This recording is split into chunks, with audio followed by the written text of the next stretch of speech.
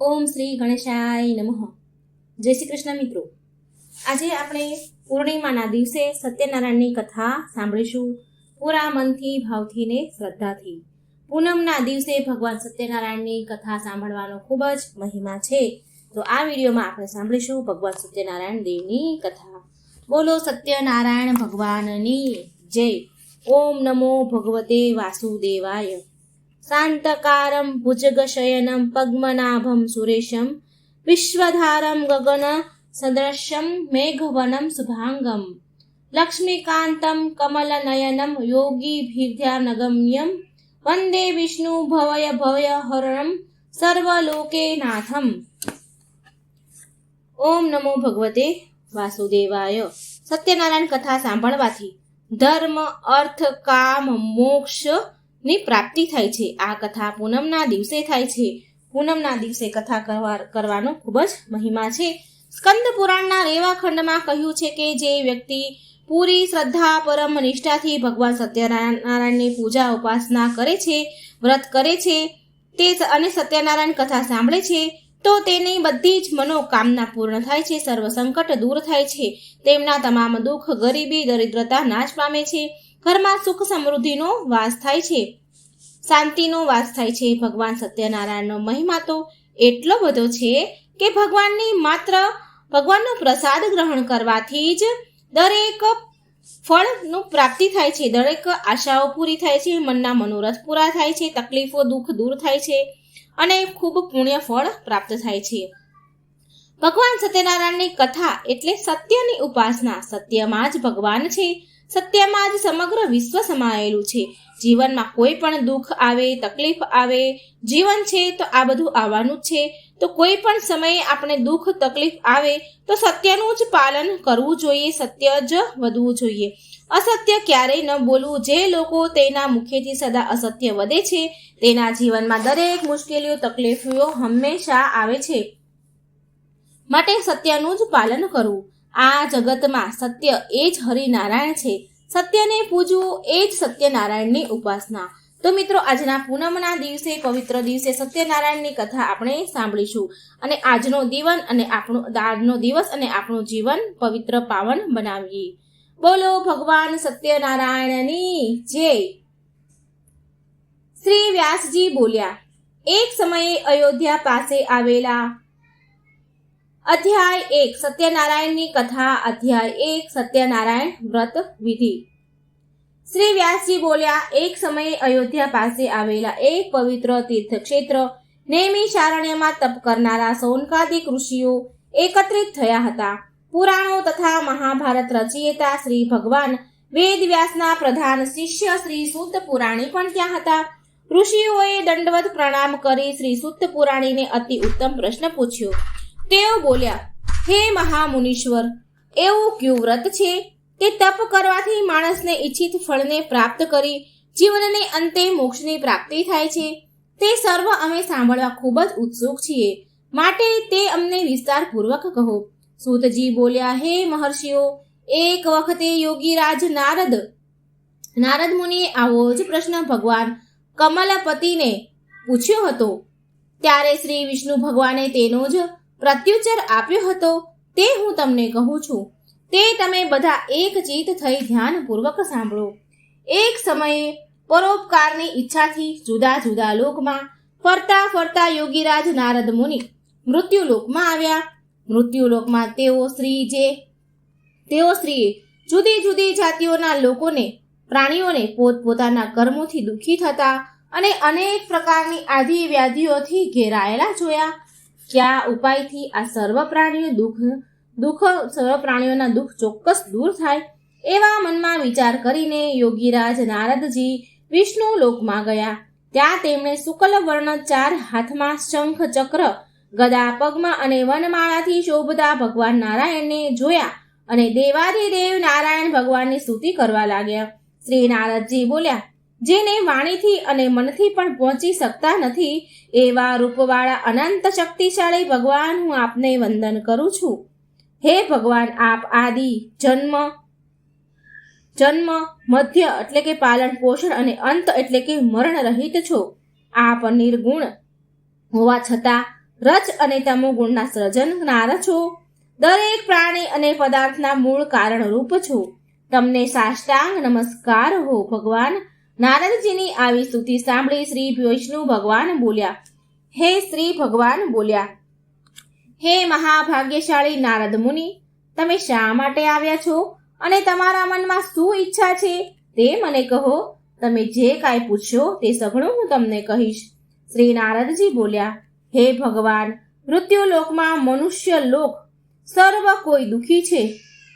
જુદી જુદી જાતોમાં ઉત્પન્ન થયેલા સઘળા લોકો પોતાના પાપ કર્મથી પીડાય છે. હે નાથ, જો આપની મારા ઉપર કૃપા હોય તો તેઓના દુઃખ કોઈ નાના ઉપાયથી કઈ રીતે દૂર થઈ શકે તે કહું, હું તે જાણવા ઈચ્છું છું. શ્રી હરિ વિષ્ણુ ભગવાન બોલ્યા, હે વત્સ, તમે લોક કલ્યાણ કરવાની ઈચ્છાથી ઉત્તમ પ્રશ્ન પૂછ્યો છે. માટે જે વ્રત કરવાથી મનુષ્ય સંસારના મોહમાંથી મુક્ત થાય છે તે વ્રત હું કહું છું, તે તમે સાંભળો. હે વત્સ, મનુષ્ય લોકમાં અને સ્વર્ગલોકમાં પણ અતિ દુર્લભ અને મહાપુણ્ય આપનારું એક જ વ્રત છે. તે મને તમારા પર ઘણો પ્રેમ હોવાથી હું તમને હમણાં એ જણાવું છું. આ શ્રી સત્યનારાયણનું વ્રત છે. એને સારી રીતે વિધિપૂર્વક કરવાથી માણસ આ લોકમાં સર્વ સુખ મેળવી સિદ્ધ પરલોકમાં મુક્તિને પ્રાપ્ત થાય છે. શ્રી હરિ વિષ્ણુ ભગવાનનું આવું કથન વાક્ય સાંભળીને નારદજી બોલ્યા, હે મહારાજ, શ્રી સત્યનારાયણ ભગવાનના આ વ્રતનું ફળ શું? તેઓ કઈ વિધિ છે? તેનો વિધિ કઈ છે? આ વ્રત કોણે કર્યું હતું અને આ વ્રત ક્યારે કરવું જોઈએ તે બધું મને વિસ્તારથી કહો. શ્રી ભગવાન બોલ્યા, હે નારદ મુનિ, આ વ્રત ત્રિવિધ દુઃખો તથા શોક વગેરેનો નાશ કરનારું છે. વળી આ વ્રત સૌભાગ્ય અને સંતતિ આપનારું છે, તેમજ વિજય આપનારું છે. કોઈ પણ દિવસે શ્રદ્ધા અને ભક્તિભાવથી માણસ આ વ્રત કરી શકે છે. શ્રી સત્યનારાયણનું આ વ્રત પૂજન માણસે ધર્મ પારાયણ થઈ બ્રાહ્મણો, કુટુંબીજનો, મિત્રો તથા બાંધવો સાથે સાયંકાળે કરવું જોઈએ. પ્રસાદ માટે લોટ, દૂધ, ઘી, ખાંડ વગેરે સવાયા પ્રમાણમાં લઈ શીરો તૈયાર કરવો. પ્રસાદમાં ફળ ફળાદીમાં કેળા વગેરે પણ લેવા અને ભક્તિભાવથી ભગવાનને સમર્પણ કરવા. કોઈ કારણસર ઘઉંનો લોટ ન મળે તો ચોખાનો લોટ અને સાકર ન મળે તો ગોળ વાપરવો. આ બધી ખાદ્ય સામગ્રી એકઠી કરી પ્રસાદ બનાવવો. પોતાના સ્વજનો સાથે કથા શ્રવણ કરવી. બ્રાહ્મણને યથાશક્તિ દક્ષિણા આપવી. પછી ભાઈ ભાંડુઓને, સ્નેહીઓને, બ્રાહ્મણોને ભોજન કરાવવું. પોતે પણ પ્રસાદ ભક્તિપૂર્વક લેવું. પ્રસાદ લીધા બાદ ભજન કીર્તન આદિ કરવા અને શ્રી સત્યનારાયણ ભગવાનનું સ્મરણ કરતા કરતા સૌએ પોતપોતાને ઘરે જવું.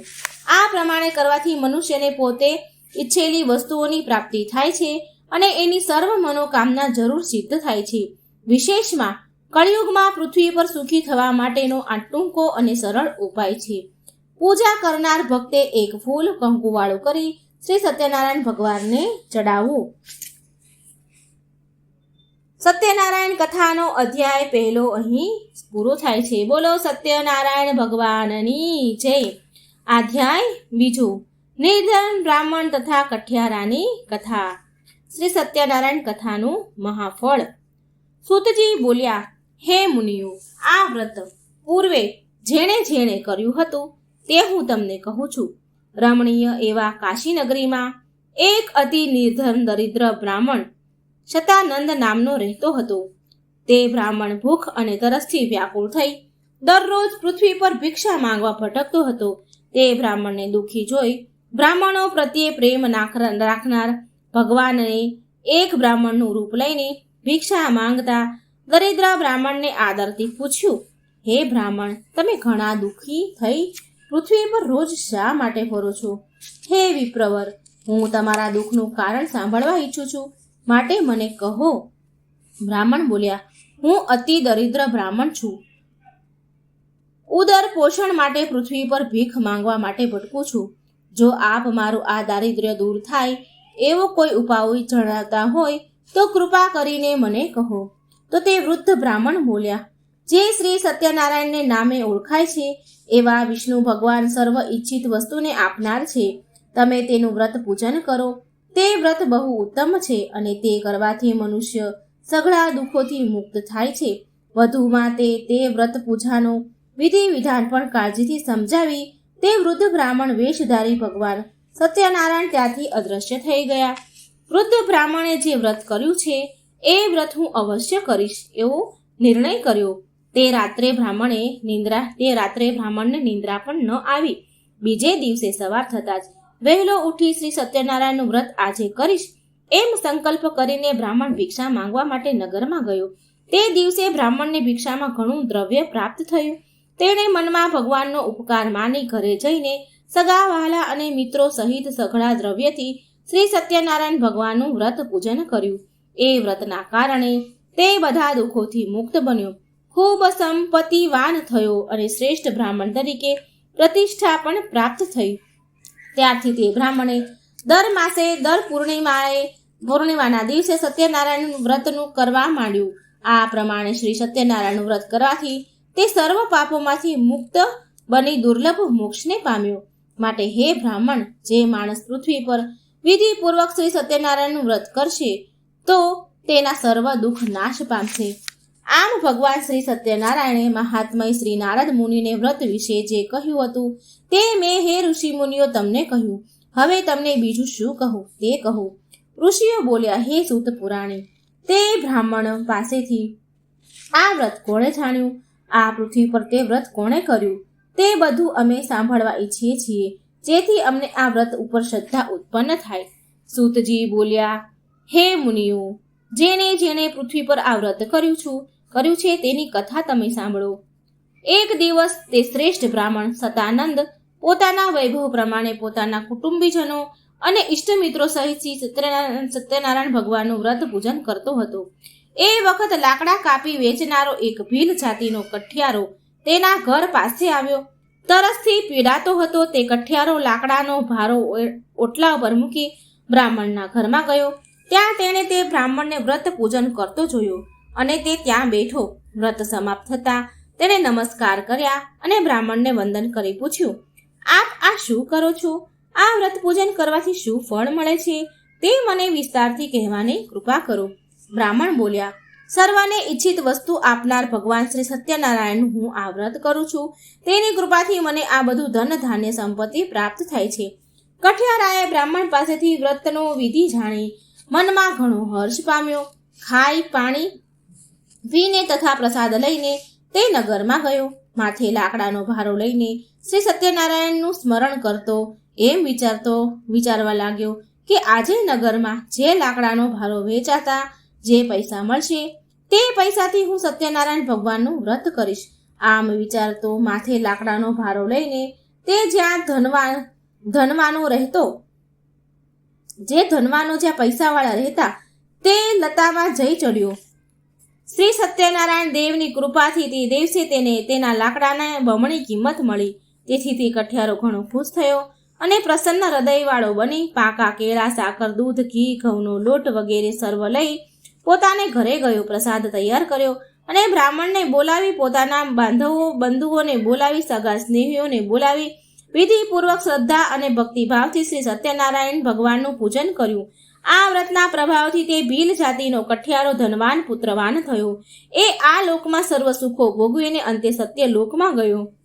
બોલો શ્રી સત્યનારાયણ દેવ કી જય. પૂજા કરનાર ભક્તિ એક ફૂલ કંકુવાળું કરી શ્રી સત્યનારાયણ ભગવાનને ચડાવવું. બોલો શ્રી સત્યનારાયણ ભગવાનની જય. અધ્યાય 3.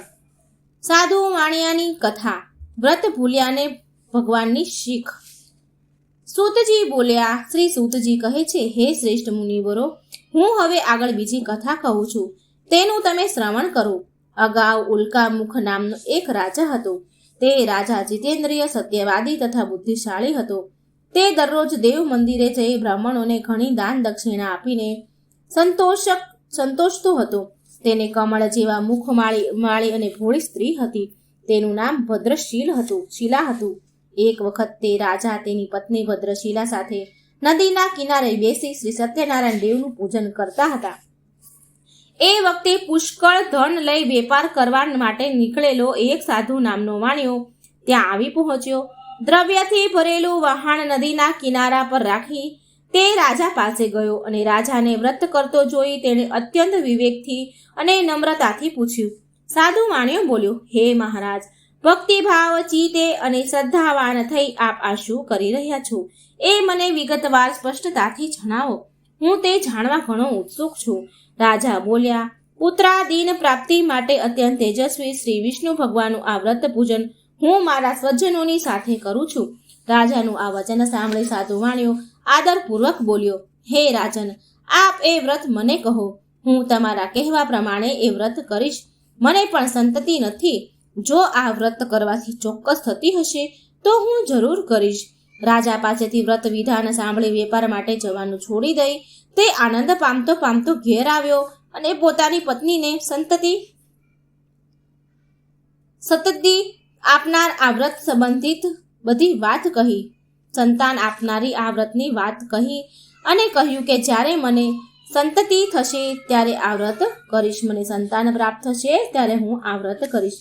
એક દિવસે સાધુવાણીએ ધર્મપરાયણ સ્ત્રી પતિની સાથે વાસ કરતા પ્રફુલ્લ મને પતિ સંયોગમાં તત્પર થઈ અને ભગવાન સત્યદેવની કૃપાથી ગર્ભવતી થઈ. 10 માસ પૂરા થતા લીલાવતીએ એક સુંદર કન્યા રત્નને જન્મ આપ્યો અને તે કન્યા શુક્લ પક્ષમાં જેમ ચંદ્ર વૃદ્ધિ પામે તેમ દિને દિને મોટી થવા માંડી. તે કન્યાનું નામ કલાવતી પડ્યું. પછી પત્ની લીલાવતીએ પોતાના પતિને મધુર વચને કહ્યું, હે સ્વામી, તમે પૂર્વ જે વ્રત કરવાનો સંકલ્પ કર્યો હતો તે વ્રત કેમ નથી કરતા? સાધુ વાણિયો બોલ્યો, હે વાહલી, હમણાં વ્યાપારમાં તેજીને કારણે સમય નથી, પણ જ્યારે તેનો વિવાહ કરીશું તે વખતે વ્રત કરીશું. પત્નીને આવું આશ્વાસન આપી તે સાધુ વાણિયો વ્યાપાર માટે નગરમાં જતો રહ્યો. પછી તે કન્યા લીલાવતી પિતાને ત્યાં દિવસે દિવસે મોટી થવા લાગી.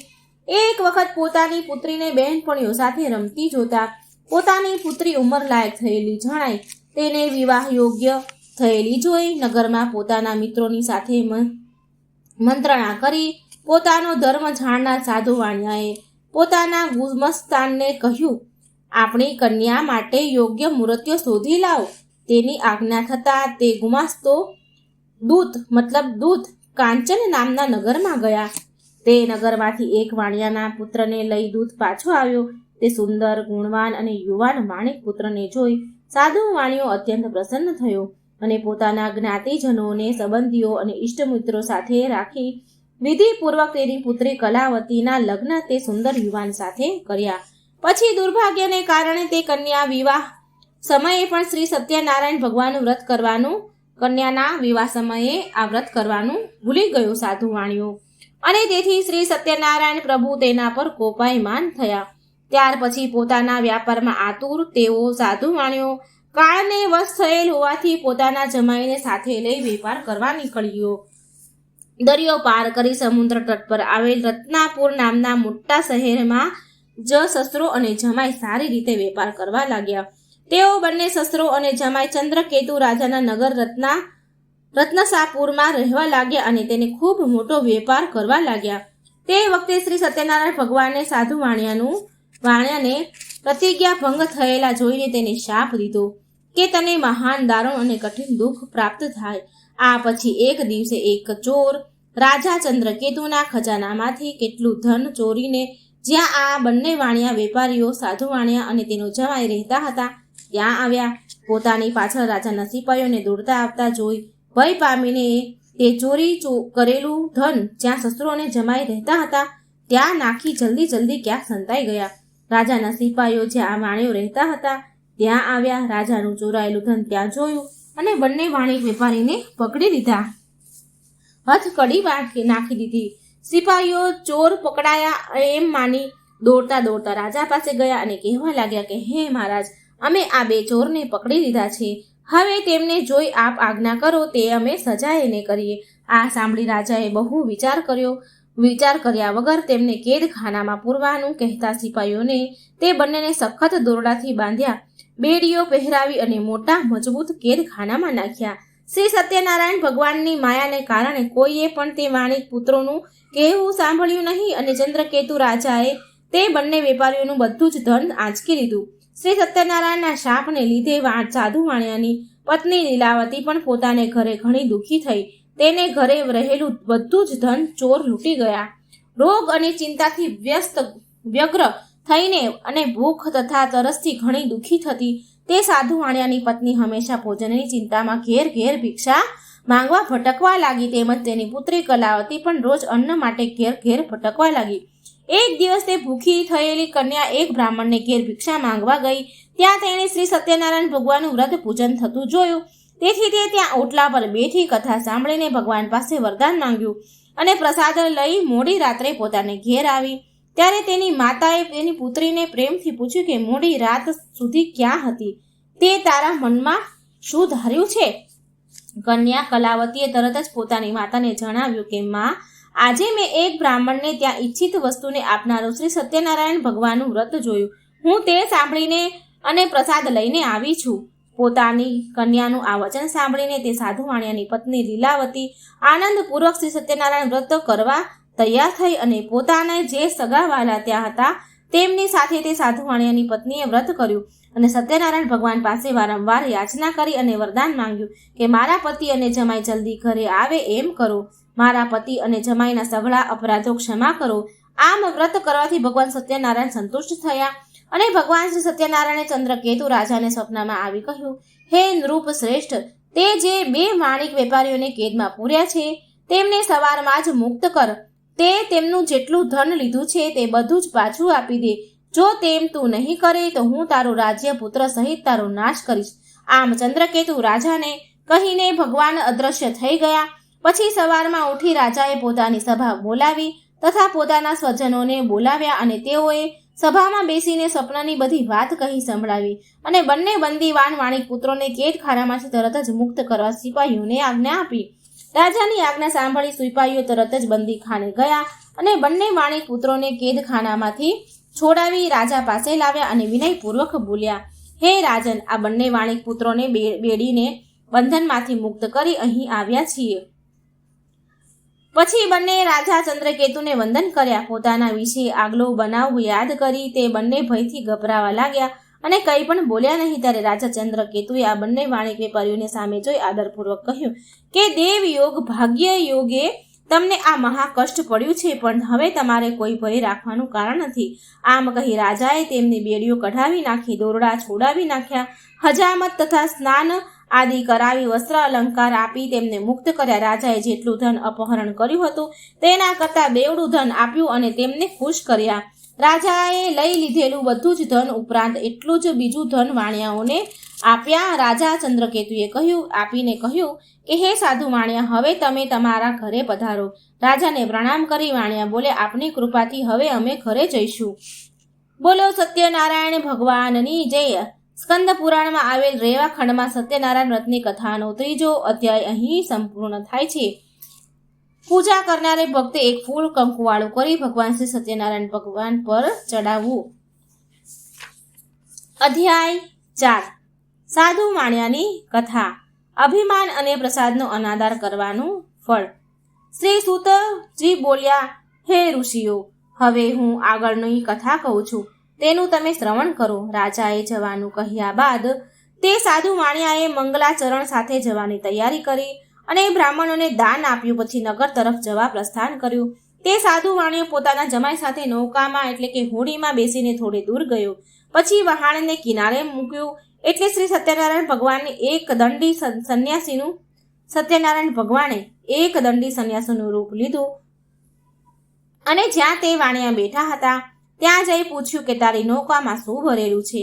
ત્યારે ઘણું ધન મળવાથી અભિમાન અને મંદોત બનેલા તે બંને વાણિયાઓએ સાધુની મશ્કરી કરી અને તિરસ્કારપૂર્વક હસીને બોલ્યા, હે દંડી સ્વામી, તમારે એ પૂછવાની શું જરૂર પડી?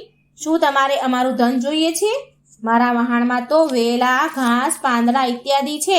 સાધુ વાણિયાનું આવું કઠોર વચન સાંભળીને સંન્યાસી બનેલા ભગવાન બોલ્યા, તારું બોલેલું સાચું પડું.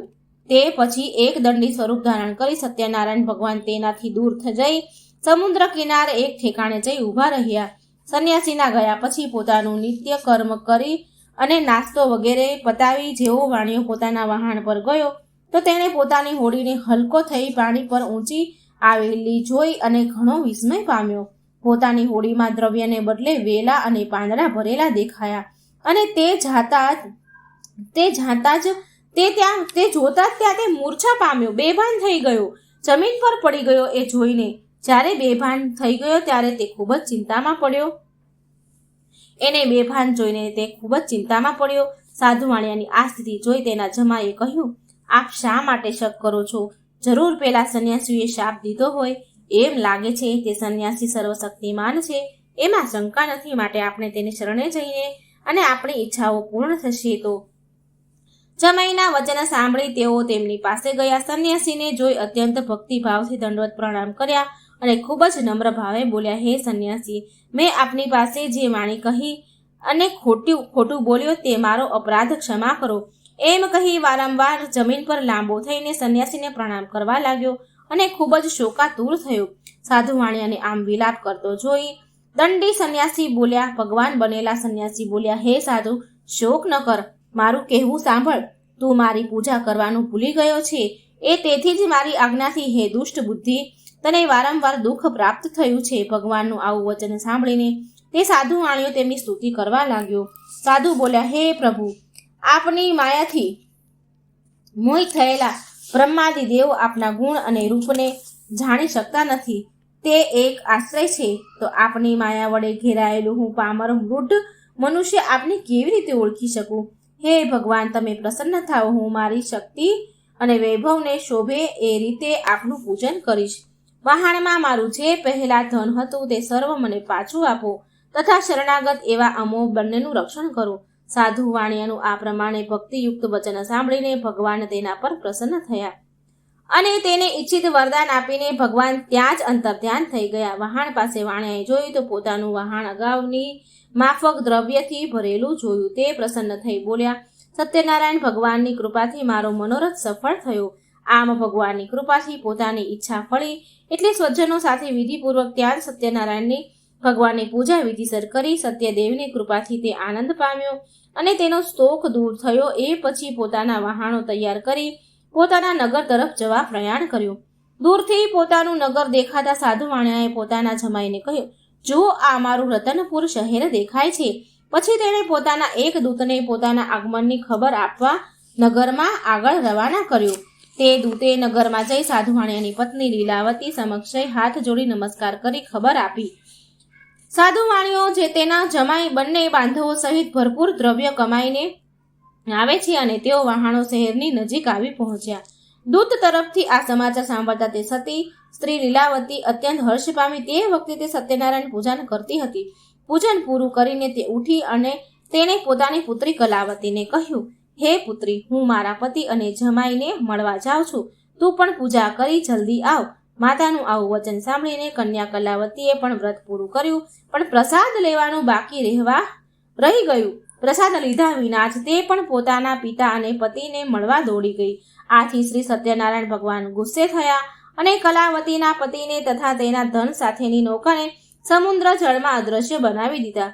પછી જ્યારે કન્યા કલાવતી પોતાના પતિને જોયો ન જોયો તો એ મહાશોક કરી રડવા લાગી અને રુદન કરતા કરતા ત્યાં જ જમીન પર ઢળી ગઈ. આવી પરિસ્થિતિ ઉત્પન્ન થઈ. સાધુ વાણિયો ભય પામ્યો અને વિચાર કરવા લાગ્યો કે આ કેવી અજબની વાત છે. હમણાં તો જમાઈ અને તેનું વહાણ દેખાતા હતા, તે એકાએક કેમ અદ્રશ્ય થઈ ગયા? અન્ય હોડી ચલાવનારા બીજા નાવિકો પણ આશ્ચર્ય પામ્યા અને ચિંતામાં પડ્યા. પછી પોતાની પુત્રી કલાવતીની સ્થિતિ જોઈ લીલાવતી પણ ખૂબ ગભરાઈ ગઈ અને અતિ દુઃખથી વિલાપ કરવા લાગી અને પોતાના પતિને કહેવા લાગી, જરીક વારમાં જમાઈ વહાણ સાથે કેવી રીતે અદ્રશ્ય થઈ ગયા? કોણ જાણે ક્યાં દેવની અવગણના થઈ અને એની હોડી અદ્રશ્ય થઈ? હું કંઈ જાણતી નથી. શ્રી સત્યદેવીનું મહાત્મય કોણ જાણવા સમર્થ છે? એમ બોલી લીલાવતી પોતાના સ્વજનો સાથે વિલાપ કરવા લાગી. પછી લીલાવતીએ પોતાની પુત્રી કલાવતીની ખોળામાં બેસાડી ખૂબ રુદન કર્યું. કલાવતી પણ પોતાના સ્વામીને ગુમ થયેલ જાણીને ખૂબ જ દુઃખી બની અને કલાવતીએ વિચાર્યું કે હવે મારે જીવીને શું કરવું, અને પોતાના પતિની પાદુકા લઈ તેની પાછળ સતી થવાનો નિશ્ચય કર્યો. કન્યાનું આ વર્તન જોઈ તે સજ્જન સાધુ વાણિયો પોતાની સ્ત્રી સહિત ખૂબ જ દુઃખી અને શોક સંપન્ન બન્યો. પોતે ધર્મનો જાણકાર હોય તેથી વિચાર કરવા લાગ્યો કે નક્કી શ્રી સત્યનારાયણ દેવે જ આ મારો કોઈ અપરાધને કારણે મારા જમાઈ અને તેને ધનને અદ્રશ્ય કર્યા છે, અને સત્યનારાયણની માયાએ કરીને જે આમ બન્યું છે. આથી હું આ મારા વૈભવને શોભે તેવી રીતે વિધિપૂર્વક શ્રી સત્યનારાયણ ભગવાનનું પૂજન આ ઘાટ પર સંકટ દૂર થતા સાથે જ કરીશ એવો નિર્ણય કર્યો અને જમીન પર લાંબા થઈ શ્રી સત્યનારાયણ ભગવાનને સાષ્ટાંગ દંડવત પ્રણામ કર્યા. શ્રી સત્યનારાયણ ભગવાનને પણ થયું કે જો આ કન્યા બળી મરશે તો મને પાપ લાગશે, માટે દીનજનોને ઉદ્ધારક ભગવાનને પ્રસન્ન થઈ આકાશવાણી દ્વારા જણાવ્યું કે મારા પ્રસાદનો ત્યાગ કરીને તેના પતિને મળવા આવી છે, તેથી જ તેના પતિને તેનાથી અદ્રશ્ય કરવામાં આવ્યો છે. જો તે ઘરે જે પ્રસાદ લઈ પાછી આવશે તો એ સાધુ માણ્યા તેને તેનો પતિ તરત જ પ્રાપ્ત થશે, એમાં શંકા નથી. આકાશમાંથી થયેલી આ આકાશવાણી કન્યા લીલાવતીએ સાંભળી. આકાશવાણી સાંભળતા તરત જ એ ઘરે ગઈ અને પ્રસાદ લીધો અને પાછી કિનારે આવી. ત્યારે તેણે પોતાના સ્વજન પતિના દર્શન થયા.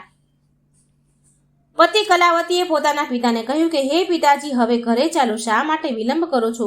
પોતાની કન્યાનું આ વાક્ય સાંભળી સાધુ માણ્યાએ સંતોષ થયો. એ શાસ્ત્રમાં જણાવેલી વિધિ પ્રમાણે સત્યનારાયણ દેવનું વ્રતનું ત્યાં પૂજન કરી પોતાના ધન અને બાંધવોને સહિત ઘરે ગયો. ઘરે આવ્યા પછી દરેક પૂર્ણિમાના દિવસે તથા સંક્રાંતિના દિવસે તે સત્યનારાયણ ભગવાનનું પૂજન કરવા લાગ્યો અને અંતે આ લોકમાં સર્વ સુખો ભોગવીને શ્રી સત્યનારાયણ વૈકુંઠમાં ગયો. આમ શ્રી સ્કંદ પુરાણમાં આવેલા રેવાખંડમાં સત્યનારાયણ વ્રતની કથાનો 4થા અધ્યાય સંપૂર્ણ. બોલો સત્યનારાયણ ભગવાનની જય. અધ્યાય 5. તુંગધ્વજ રાજાની કથા. શ્રી સૂતજી બોલ્યા, હે શૌનકાદિક મુનિઓ, હવે તમને એક બીજું દ્રષ્ટાંત કહું છું, તેનું શ્રવણ કરો. પૂર્વ પ્રજાનું ઉત્તમ પ્રકારે પાલન કરનારો તુંગધ્વજ નામનો એક રાજા હતો. તે સત્યનારાયણ ભગવાનના પ્રસાદનો અનાદર કરી ઘણું દુઃખ પામ્યો હતો. એ એક દિવસ જંગલમાં જઈ ઘણા મૃગો અને જાનવરોનો શિકાર કરી થાક્યો હતો. તે એક વિશાળ વડના વૃક્ષ તળે ગયો. ત્યાં ઘોડો બાંધી છાંયડામાં આરામ કરવા લાગ્યો. તે સમયે ત્યાં વનમાં ગાયો ચરાવવા આવેલા ગોવાળિયાઓ પોતાના મિત્રો સાથે તે વૃક્ષ નીચે સત્યનારાયણ ભગવાનની પૂજા કરતા હતા. તેણે તે જોયું. રાજાએ પૂજા થતી જોઈ પણ તે અહંકારને લીધે ત્યાં ગયો નહીં.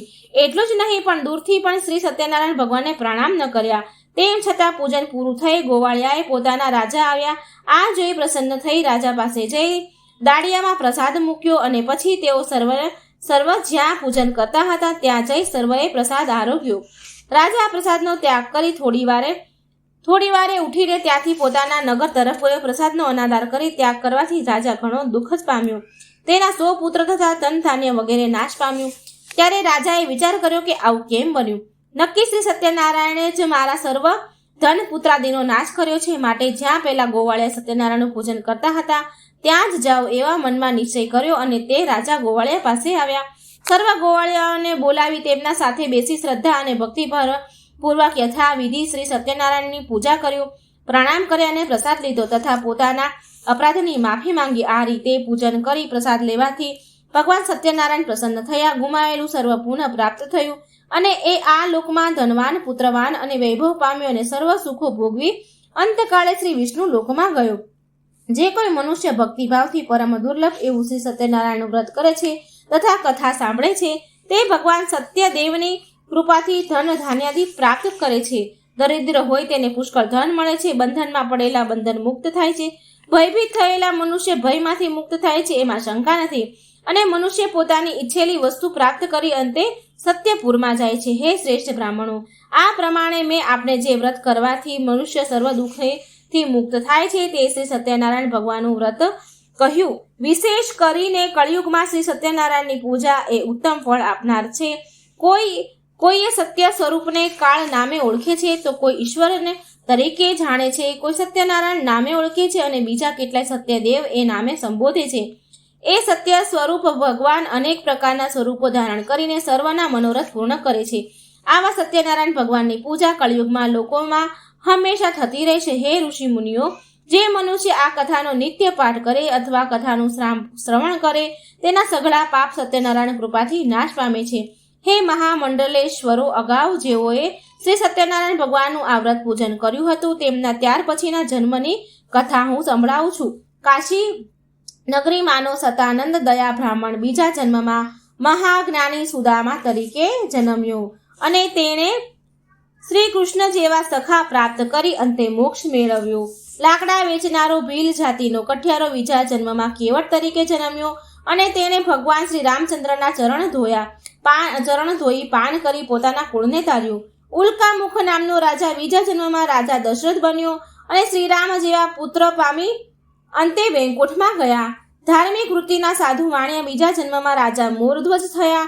ભગવાને તેની પરીક્ષા લેવા આવ્યા ત્યારે તેણે કરવત વડે પોતાનું અડધું અંગ ચીરી ભગવાનને અર્પણ કર્યું અને મોક્ષ પામ્યા.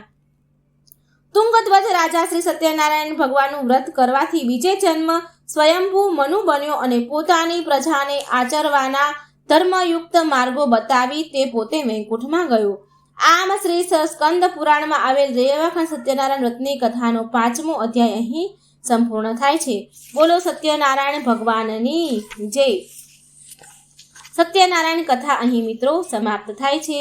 જો આ કથા તમને સારી લાગે, વાર્તા સારી લાગે તો લાઈક કરજો, શેર કરજો આ વિડીયોને અને મારી ચેનલને સબસ્ક્રાઈબ જરૂર કરજો.